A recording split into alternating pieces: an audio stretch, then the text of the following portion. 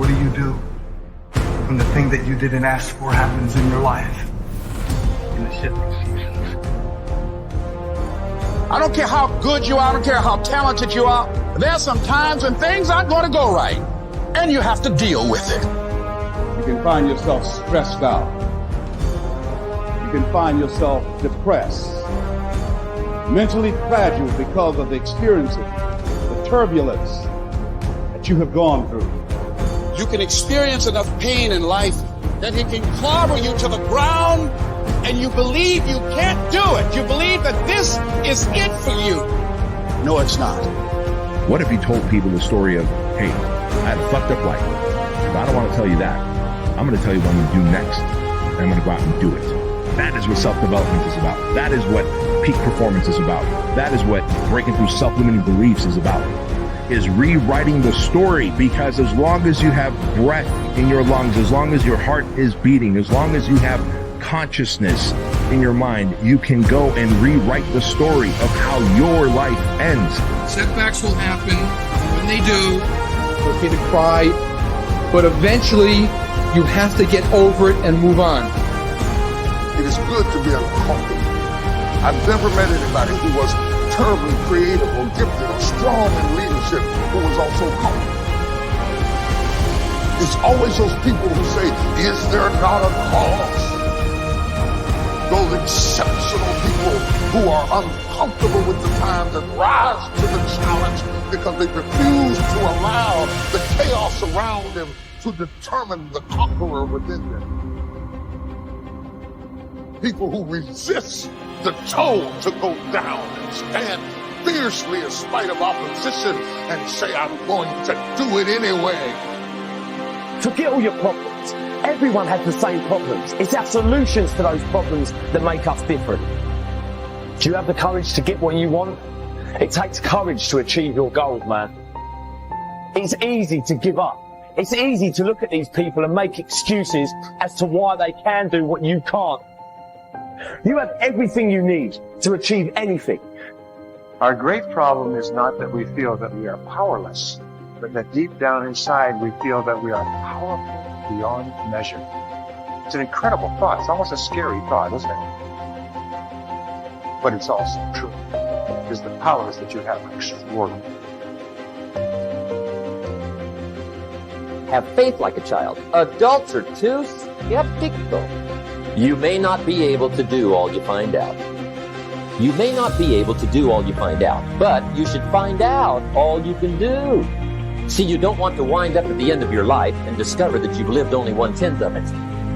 And the other 9/10 went down the drain. Be curious. Get excited like a child over your ability to make yourself do anything for change. The law of use. And it goes something like this. Whatever you don't use, you lose. Lack of use causes loss. You lose automatically when you quit. The same thing goes for all the human virtues.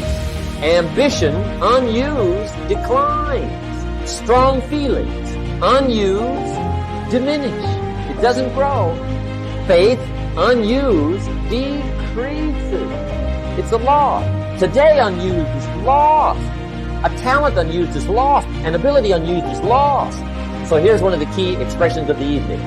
Take a new inventory of yourself. Starting tomorrow, new project. Take a new inventory. And make sure that all of your talent and ability and mentality and ingenuity and vitality and strong feelings, faith, courage, make sure that all you've got is being used. Otherwise, you lose. Repetition, repetition, repetition. Go over it. And if you repeat it, go over it, sure enough, someday, some mysterious day, the idea takes root, starts to grow, and shows up in your personality and your lifestyle. I don't care where you come from. I don't care where you were raised. I don't care what color you are. I don't care what gender you are. I don't care about any of that if you invest in yourself consistently, if you do the work consistently, 1 + 1 is always going to equal 2. 10 years of motherfucking work is going to pay off. Dig deep. Take accountability for your goals, dreams, and aspirations. Ain't nobody going to give you nothing. Ain't nobody going to give you nothing. You ain't working.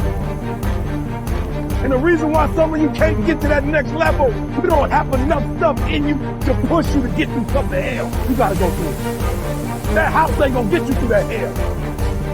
That car ain't gonna get you through that hell. You only go to another level when you're on this level and you eating out of trash cans and you say, enough is enough. I'll do whatever it takes. Do you, be you, for you, thrive.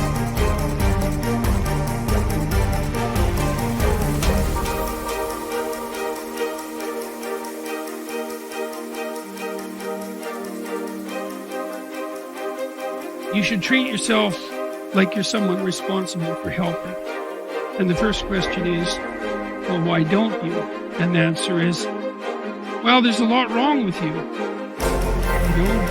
And it's hard to exercise enough love and care in a deep and non-naive way to care properly for something like that. It's an encouragement to assume, to act out the proposition that even if life is as difficult as it seems to be, and if you're as vulnerable and weak in a fundamental sense as you definitely are, and characterized by this terrible propensity for the infliction of voluntary suffering on yourself and others, and that destructive tendency, that there's still something within you that's so remarkable and so aligned with order and being in the proper manner that you can climb above that, let's say like Abel, and that you can make the proper sacrifices, and that you can set yourself right, and you can set your family right,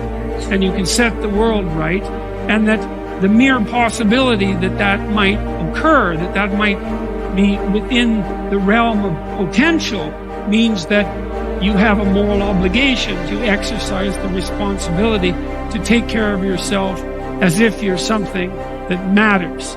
And that if you did that properly, it might turn out that what you did would matter, that it would matter to you, that it would be meaningful in the way that things that matter are meaningful, and that it would matter to everyone around you. If you aim to be something you are not, you will always fail. Aim to be you. Aim to look and act and think like you. Aim to be the truest version of you. Embrace that you-ness. Endorse it. Love it. Work hard at it. And don't give a second thought when people mock it or ridicule it. Most gossip is envy in disguise. I believe that what we become depends on what our fathers teach us at odd moments, when they aren't trying to teach us. We are formed by little scraps of wisdom. Maturity is the ability to live fully and equally in multiple contexts. Most especially, the ability, despite our grief and losses, courageously inhabit the past, the present, and the future all at once. The wisdom that comes from maturity is recognized through a disciplined refusal to choose between or isolate three powerful dynamics that form human identity. What has happened, what is happening now, what is about to occur. Immaturity is shown by making false choices. Living only in the past, or only in the present, or only in the future, or even living only 2 out of the 3. Maturity is not a static arrived platform, where life is viewed from a calm, untouched oasis of wisdom, but a living elemental frontier between what has happened, what is happening now, and the consequences of that past and present. First imagined, and then lived into the waiting future. Maturity calls us to risk ourselves as much as immaturity, but for a bigger picture, a larger horizon, for a powerfully generous outward incarnation of our inward qualities, and not for gains that make us smaller, even in the winning. People say that what we're all seeking is a meaning for life. I don't think that's what we're really seeking. I think that what we're seeking is an experience of being alive, so that our life experiences on the purely physical plane will have resonances with our own innermost being and reality, so that we actually feel the rapture of being alone. Believe me, there is no such thing as great suffering, great regret, great memory. Everything is forgotten, even a great love. That's what's sad about life, and also what's wonderful about it. There is only a way of looking at things, a way that comes to you every once in a while. That's why it's good to have had love in your life after all, to have had an unhappy passion. It gives you an alibi for the vague despairs we all suffer from.